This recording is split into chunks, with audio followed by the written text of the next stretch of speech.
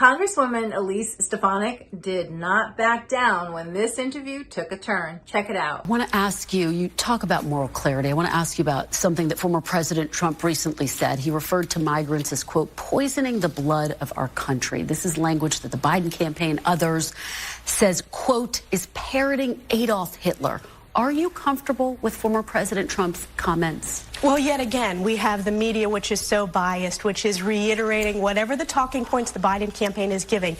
I'm giving you the opportunity to respond. I'm just giving you the opportunity to respond. Our border crisis is poisoning Americans through fentanyl. It is poisoning people, including in my district, who are dying from overdoses of fentanyl. And you know why? Because of Joe Biden's wide-open border, that executive actions he took on day one. So, yes, I stand by President Trump. And President Trump also has he has the strongest record when it comes to supporting the Jewish people and supporting the state of Israel, whether you look at the historic Abraham Accords or whether you look at the ability for Jewish students to sue and stand up for equal treatment at schools under the Title VI executive order that President Trump put into place, not Joe Biden. And again, I just am allowing you to respond to what has been said, because you are one of former President Trump's staunchest defenders. What do you say to your critics who've argued that you're holding the presidents of these universities to a higher standard than former President Trump?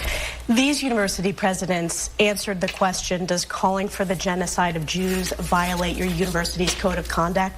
They said it depends on the context, and even in the case of the Penn president, they said it would have to take a step towards conduct. Though that testimony speaks for itself, it was morally bankrupt. It was viewed by over 1 billion people in less than a week. And when you are the president of these universities, you need to show moral leadership as well as academic leadership, and they have absolutely failed. And what was interesting, Kristen, is they did not even realize in the moment. What you can't see in that hearing in the video is there were Jewish students from each of those schools. And from our vantage point where I was seated, they were physically shaken by those answers. So they're unfit to be those presidents. And these schools need to do a lot of soul searching to make sure that they have morally fit leaders as university presidents, which is why our investigation is important. And you've talked about, again, just on this issue of moral clarity, are you applying the same standards to your own party? Absolutely.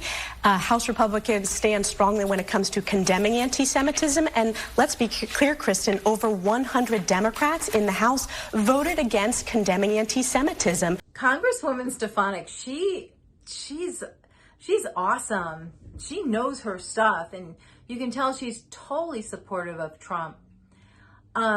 When she was asked the question for moral clarity, that Biden compared Trump to being a Nazi because he made a comment about migrants that the Democrats totally took out of context. So she wanted the congresswoman to go ahead and clarify what Trump said, and if she agrees with what Biden said, which is just it's just totally frustrating. Stefanik nailed it when she said how the media, you guys are just continuing to push the Biden's talking points, and you're continuing to take context and just make it sound and be something that it's not, to fit your narrative. And by them calling Trump a Nazi, I mean, look at what's been happening over the last 4 years under Biden. Talk about someone acting like a Nazi, sending all these lawyers and working with everyone to just bring Trump to trial for all these indicting him for all these false and blown up accusations. I mean, though Biden's, again, the Bidens and Democrats will always act and do what they say the Republicans are doing, or what Trump is doing.